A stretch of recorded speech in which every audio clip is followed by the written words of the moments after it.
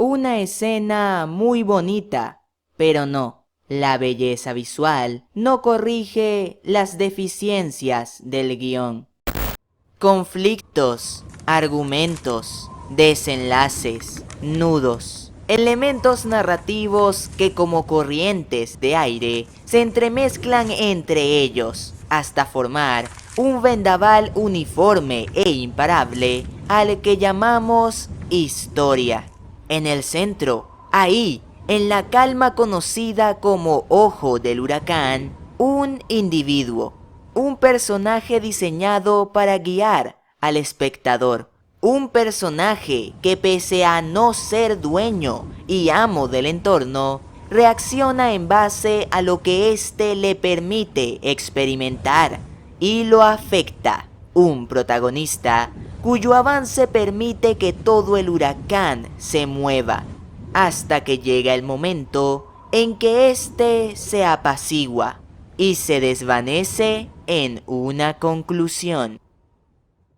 Entonces, queda claro que si el protagonista se ve ausente, la historia simplemente no se puede abordar. Si el protagonista es disfuncional, la historia pierde calidad. Y si el protagonista es excelente, la historia se potencia. Pero, ¿qué pasa si el protagonista funciona solo a medias? ¿Qué pasa si está defectuoso? Pues tenemos como resultado a Luz Noceda. Un momento, pero ¿cómo que Luz no funciona adecuadamente? Calma, vamos por partes. Un personaje se construye en todo el sentido de la palabra. Eso significa que él mismo necesita primeramente de una base en donde se sostendrán todos los elementos que lo terminan de conformar. Cuando hablamos de base, hablamos de origen, todo aquello que hace que el personaje sea lo que es en el presente. Interesante entonces, porque este concepto viene atado al tiempo, el elemento más manipulable narrativamente hablando.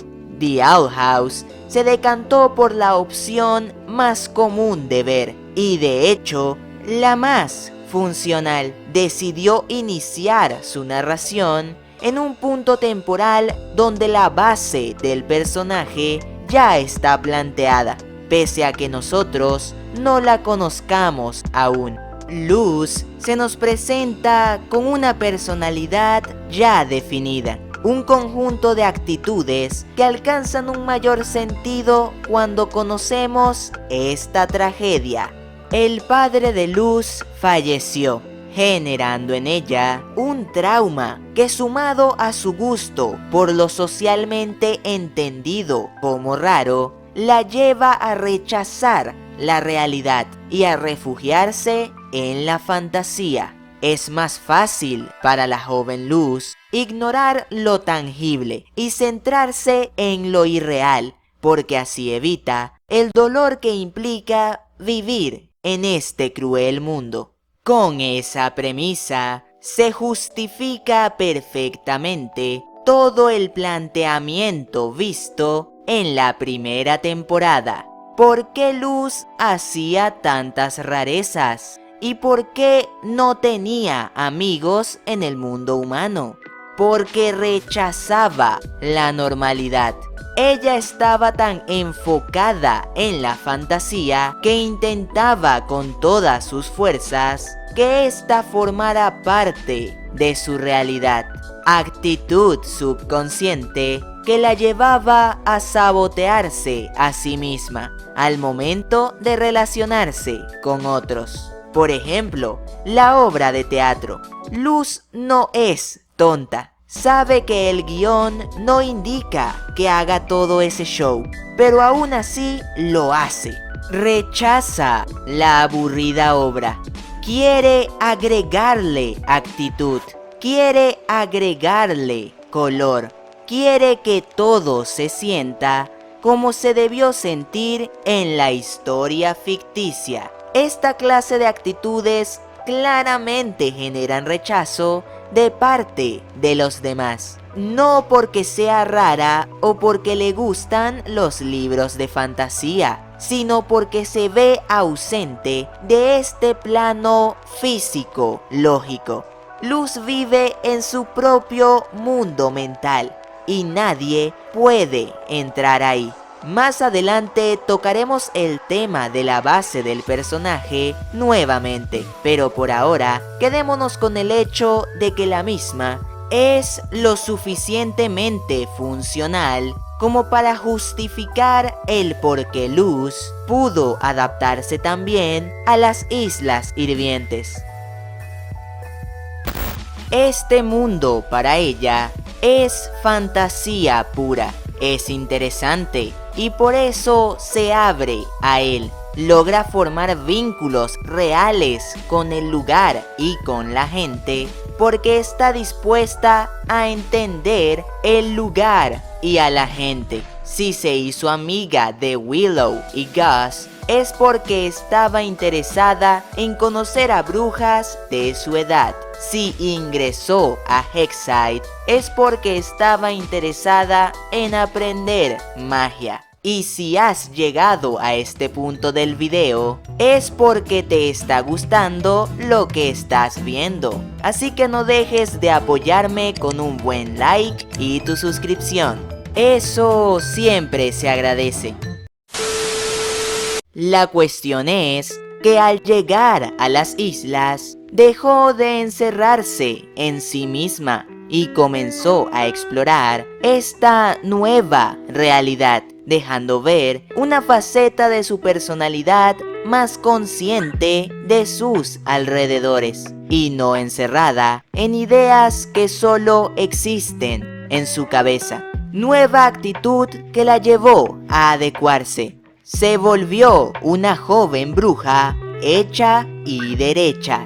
O bueno, más o menos, porque ella no es originaria de ese mundo. Ha madurado un poco, sí, pero sigue escapando de su realidad y lo sabe, por eso se siente en conflicto. Sabe que tiene que volver, sabe que tiene que hacerse cargo de lo que dejó pendiente, pero entonces se ve envuelta en una situación delicada y debe tomar una decisión. Luz queda atrapada en esta dimensión alterna y ahora su misión es hallar una forma de poder volver con su mamá.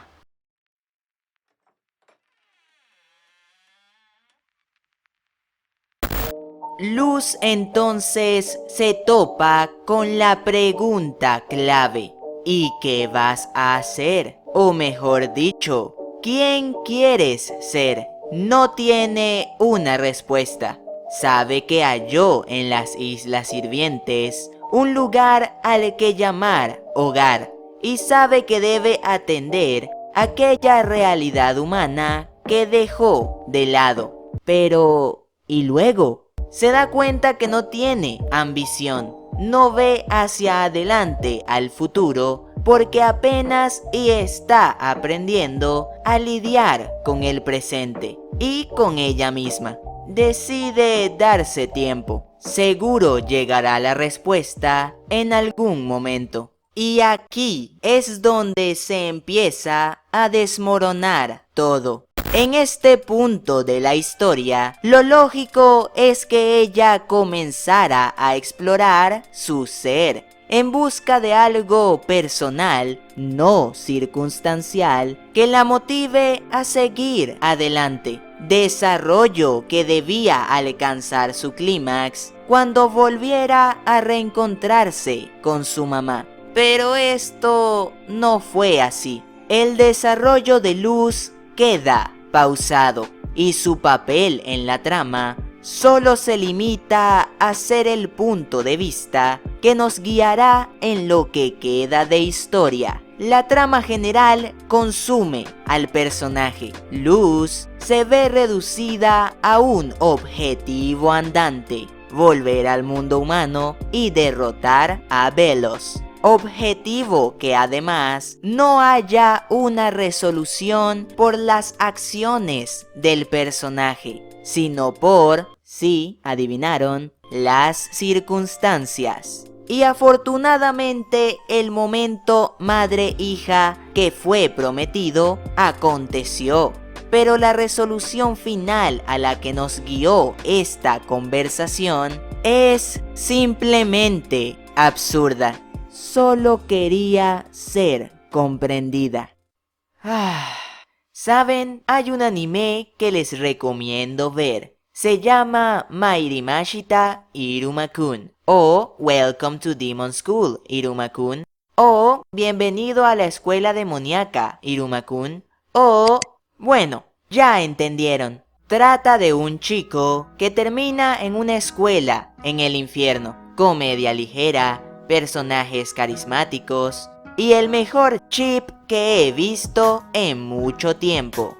En este manga anime hay un arco bastante interesante al mero inicio de la historia, en el que Iruma se ve cuestionado por Amerie, quien quiere saber cuál es su ambición. Iruma le responde que él solo quiere seguir teniendo buenos momentos con sus amigos, que tan solo eso sería suficiente.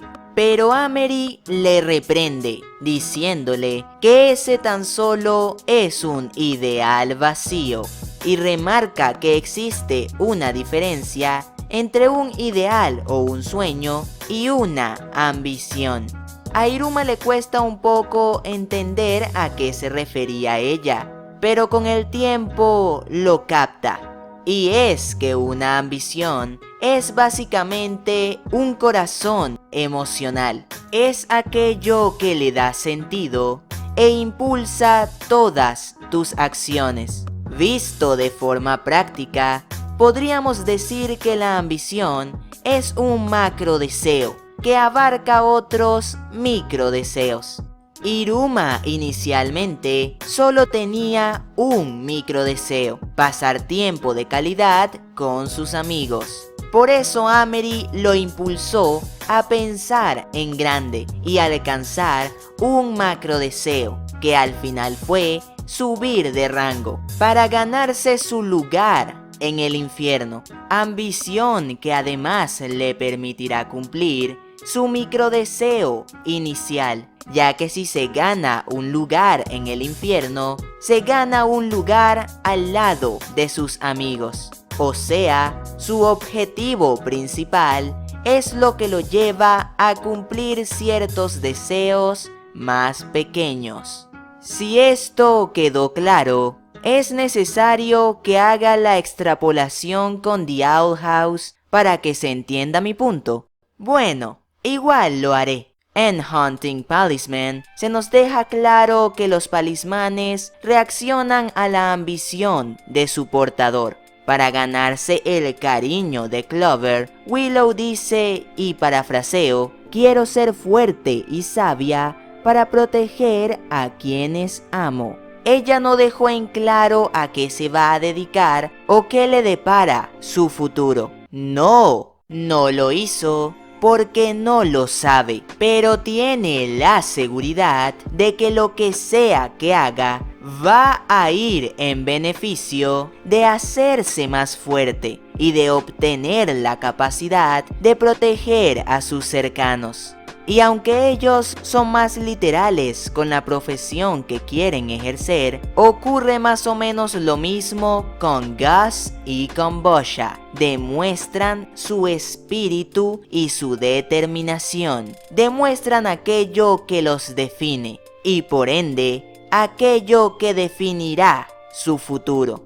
Luz, por otro lado, no demuestra ninguna determinación. El hecho de que el palismán se active cuando ella diga que quería que la comprendieran es ridículo, porque como diría Amerie, ese es solo un deseo vacío. Sobre todo porque sus amigos siempre la han comprendido y se lo han demostrado. En todo caso, quería que específicamente su mamá la comprendiera, por lo que la afirmación incluso pierde aún más fuerza. Quería sentir que realmente tenía una conexión con su progenitora. Eso está muy bien, pero no es una ambición real, por donde sea que lo veas. De hecho, la resolución es tan vaga y pobre que se termina viendo reflejada en el Palisman. Stringbean recicla una lección que ya había sido implementada en la serie. Una persona es más que una sola cosa. Y lo peor es que lo hace mal. Hasta ahora mantenían una lógica bastante simple, pero perfectamente profunda y funcional. Los palismanes son animales cuyas características y actitudes definen o fácilmente se extrapolan a su poseedor.